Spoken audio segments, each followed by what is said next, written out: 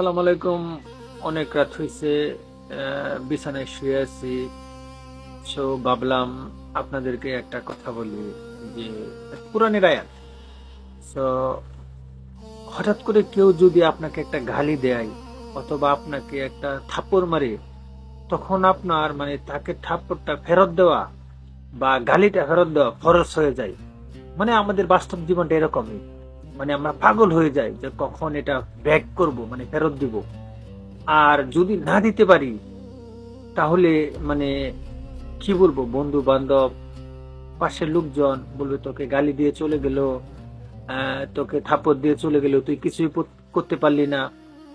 আসলে লজ্জাজনক বিষয়, ঠিক না? কিন্তু আসলে বিষয়টা তা না, ঠিক আছে? কিন্তু আল্লাহ কোরআনে বলেছেন যে কেউ যদি আপনাকে গালি দেয় আর কেউ যদি আপনাকে থাপ্পড় মারে, তাহলে মন থেকে ক্ষমা করে দিন। কারণ আপনি যদি কাউকে মন থেকে ক্ষমা করে দেন, তাহলে আল্লাহ আপনার চেয়েও দয়াবান, আপনার চেয়েও ক্ষমাশীল। আজকে আপনি যদি কাউকে ক্ষমা করে দেন, কাল কিয়ামতের মাঠে আল্লাহ আপনার গুনাহগুলা ক্ষমা করে দিবেন, ঠিক আছে?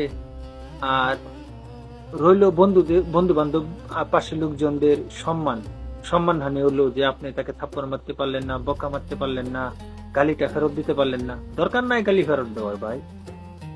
এখানে আপনার বন্ধুদের কাছে অসম্মানী হয়ে থাকেন না যে আপনাকে একটা থাপ্পড় মেরে চলে গেল, আপনি থাপ্পড়টা ব্যাক করতে পারলেন না। এটা একটা অপমান।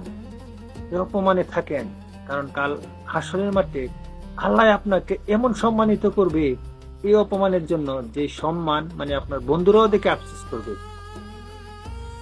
এটা ভাই আমার কথা না, এটা কোরআনের কথা। সূরা আত-তাগাবুন আয়াত 14। ভালো থাকবেন। আসসালামু আলাইকুম।